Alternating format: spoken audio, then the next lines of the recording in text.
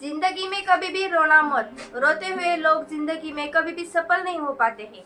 नमस्कार दोस्तों, मैं हूँ सुप्रिया थोरे और आप सभी का मेरे यूट्यूब चैनल पर मन से स्वागत करती हूँ। किसी के कंधे पर सिर रख के रोते हो, आपके रोने से किसी को कोई फायदा नहीं होता है, कोई फर्क नहीं पड़ता है, फिर भी आप रोते रहते हो। चाहे कुछ भी हो जाए, चाहे इधर की दुनिया उधर क्यों ना हो जाए, फिर भी रोना मत। आप लोगों ने टीवी सीरियल में भी महाभारत देखी होगी, किसी ने स्वयं पढ़ी भी होगी। मैंने खुद 2 बार महाभारत पढ़ी है। कर्ण और श्री कृष्ण एक दूसरे के साथ संवाद करते हुए नजर आते हैं।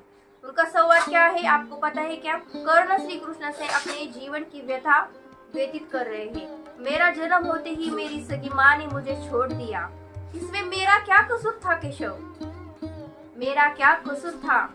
द्रोणाचार्य ने शिक्षा देने से मना कर दिया क्योंकि मैं क्षत्रिय नहीं था, इसमें मेरा क्या कसूर? इसमें मेरा क्या कसूर था केशव? द्रौपदी के स्वयंवर से मुझे अपमानित किया, द्रौपदी के स्वयंवर से मुझे भगा दिया क्योंकि मैं राजघराने से नहीं था। मेरा क्या कसूर था इसमें केशव? मैं अपने जीवन में सिर्फ अन्याय ही सहता रहा, अन्याय का घूंट ही पीता रहा, इसमें मेरा क्या कसूर था केशव? कर्ण रोते हुए कहते हैं। श्री कृष्ण जवाब देते हैं। श्री कृष्ण मुस्कुराते हुए जवाब देते हैं। श्री कृष्ण कहते हैं कि राधे, तुम तुम्हारा रोना गा रहे हो, तुम मेरी भी थोड़ी सुन लो। मेरा तो सगा मामा मुझे मारना चाहता था, मेरे जीवन में कहाँ समस्या कम थी? राधे, तुम तुम्हारी सुना रहे हो, तुम मेरी थोड़ी सुन लो।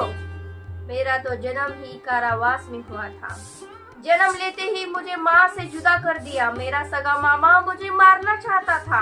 मैं अपने जीवन में गोबर उठाता रहा, गैया चराता रहा, बांसुरी बजाता रहा। अन्याय तो जीवन भर ही मेरे साथ भी हो रहा था। आपके जीवन में अन्याय हो रहा है कि नहीं, ये समस्या नहीं है। सवाल ये है कि उस अन्याय का जवाब तुम कैसे दे। अन्याय तो दोनों के साथ ही कुदरत ने किया, लेकिन शायद श्री कृष्ण के साथ ज्यादा हुआ था। जिस बच्चे का जन्म ही कारावास में हो और जन्म लेते ही ये डर कि मार देंगे मुझे, जन्म लेते ही माँ बाप से जुदा हो जाना और पैदा होते ही मौत सर पे मंडरा रहे हैं कि मार देंगे, अब दर दर की ठोकरी खानी पड़ी। 2 दिन का था ही तब राक्षसों ने हमला कर दिया कि कंस चाहता था कि मार दो। अपना सगा मामा मार देना चाहता था।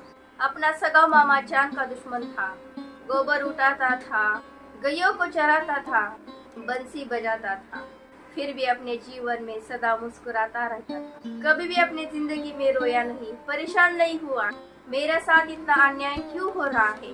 प्रॉब्लम क्या है? कर्ण अपने जीवन के अतीत की कड़वाहट से भरे रहे और श्री कृष्ण ने कभी भी अपने अतीत पर आरोप नहीं लगाया।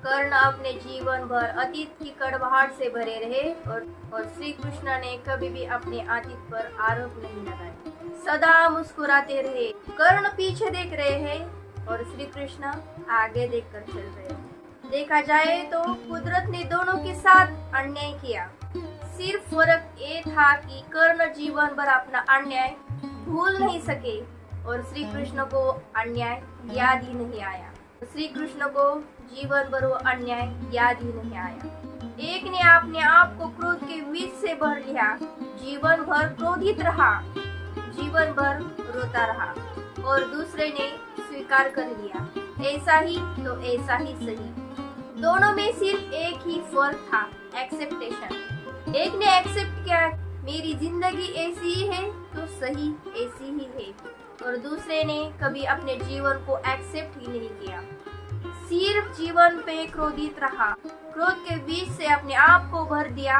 और जीवन भर रोता रहा। और श्री कृष्ण ने हंसते हंसते अपने जिंदगी को अपना लिया। एक ने अपने जीवन को एक्सेप्ट ही नहीं किया और दूसरे ने खुशी खुशी अपने जीवन को एक्सेप्ट कर लिया, अपनी नियति स्वीकार कर ली। अगर ऐसा ही है तो ऐसा ही सही।